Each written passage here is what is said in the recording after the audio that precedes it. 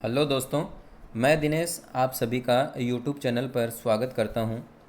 दोस्तों, आज मैं आप लोगों के लिए थ्री फेज़ का एक और वीडियो लेकर आया हूं, जिसमें हम स्टार और डेल्टा कनेक्शन में जो डिफरेंस है वो देखेंगे। तो चलिए शुरू करते हैं। अब देखिए, स्टार में यदि किसी मोटर को आप कनेक्ट करना चाहते हो तो आप क्या करोगे।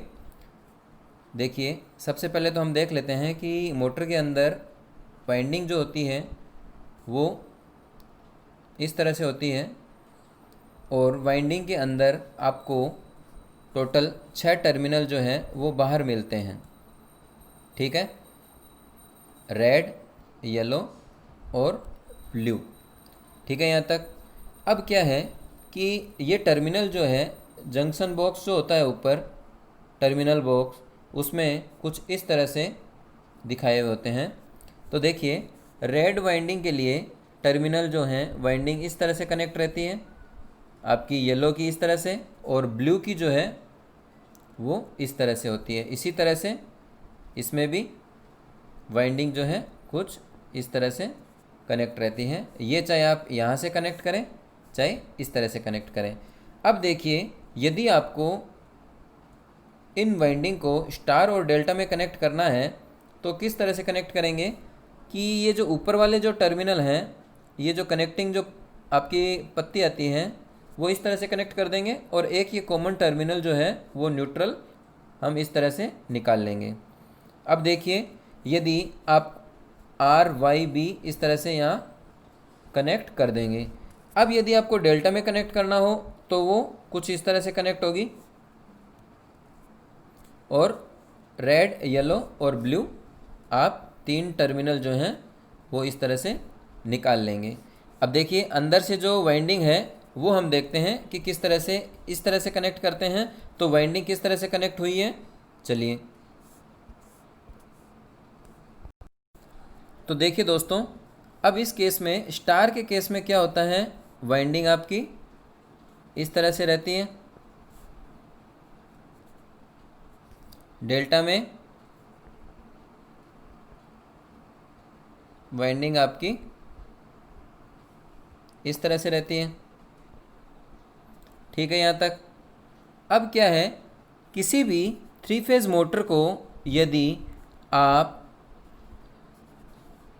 थ्री फेज़ सप्लाई दोगे 415 वोल्ट, तो यदि वो स्टार में कनेक्ट होगी तो 415 इस तरह से डिवाइड हो जाएगा दोनों वाइंडिंग के बीच, और इस केस में 415 यदि देते हो तो वो क्या है, एक फेज़ पर इतना मिलेगा, 415 ही मिलेगा। क्योंकि हमने देखा था पिछले वीडियो में कि डेल्टा के केस में लाइन वोल्टेज और फेज़ वोल्टेज बराबर होता है, और इस केस में लाइन वोल्टेज जो होता है वो √3 वी फेज़ हो जाता है। तो यहाँ पर कितना मिल जाएगा आपको, 240 वोल्ट के करीब, क्योंकि ये तो आपका फेज़ वोल्टेज होगा किसमें, स्टार के केस में। अब देखिए, यदि किसी मोटर को आप 415 वोल्ट दे रहे हो तो इसका मतलब क्या है, उसके अंदर मैग्नेटिक फील्ड जो है वो क्या बनेगा, वो ज़्यादा बनेगा, और मैग्नेटिक फील्ड ज़्यादा बनेगा। और यदि आप उस मोटर पर लोड जो है वो कम कनेक्ट कर रहे हो, मतलब कि उसकी जो क्षमता है उससे यदि आप 100 के बजाय आप उस पर 20 से 30% लोड ही कनेक्ट कर रहे हो, और फील्ड बन रहा है ज़्यादा, आप वोल्टेज ज़्यादा दे रहे हो, तो क्या होगा, उसकी एफिशिएंसी जो होती है, क्षमता जो होती है, एफिशिएंसी मतलब क्षमता, वो क्या हो जाएगी, कम हो जाएगी।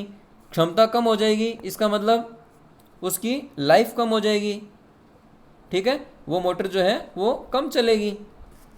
अब देखिए, हम एक एग्जांपल लेकर इसको और अच्छे से क्लियर करते हैं। तो देखिए दोस्तों, मैं एक एग्जांपल लेता हूँ 5 किलो वाट की मोटर का। तो अब इसका हम क्या, सबसे पहले तो फुल लोड करंट निकाल लेते हैं। फुल लोड करंट जो है वो कितनी होगी, तो इसका जो फॉर्मूला है वो हमने पिछले वीडियो में पावर का फॉर्मूला देखा था। थ्री फेज़ पावर जो होती है वो कितनी होती है, √3 VL IL cos फाई।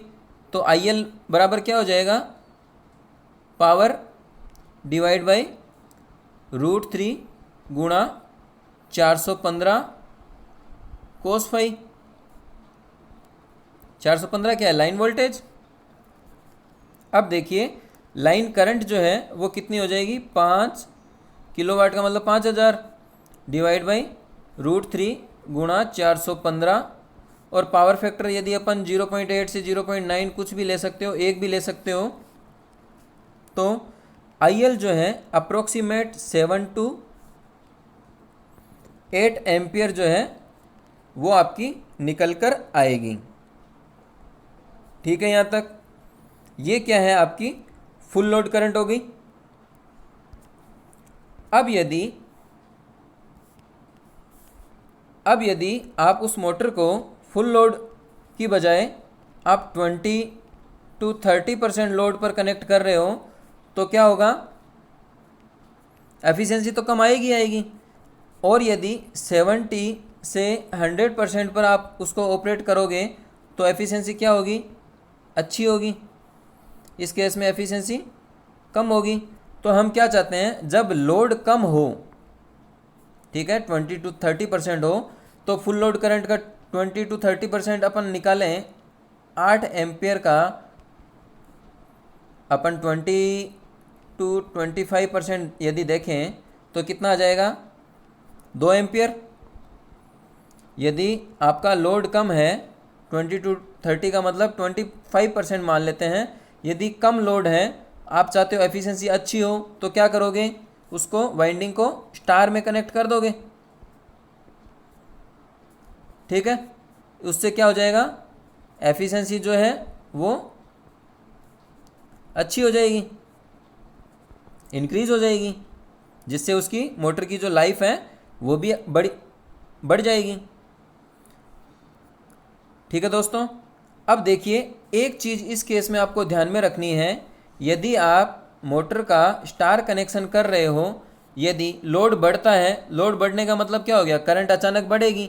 और ये करंट, यदि बढ़ी हुई करंट स्टार के अंदर वाइंडिंग के अंदर फ्लो करती है तो क्या हो सकता है? वाइंडिंग जल सकती है। लेकिन आपको ध्यान में रखना है कि रिले जो आपने लगा रखी है प्रोटेक्शन के लिए, उसके अंदर करंट की जो सेटिंग है वो क्या कर दोगे? आप 2 एम्पियर कर दोगे, क्योंकि 2 एम्पियर से यदि ज़्यादा करंट जाएगी तो वाइंडिंग क्या हो सकती है? जल सकती है। तो हमें रिले की जो करंट सेटिंग है वो कितनी करनी होगी? उस केस में 2 एम्पियर पर रिले ऑपरेट हो जाए, ताकि ये वाइंडिंग जो है जलने से बच जाए। ठीक है दोस्तों, आज के लिए इतना ही। वीडियो अच्छा लगा तो लाइक कीजिए,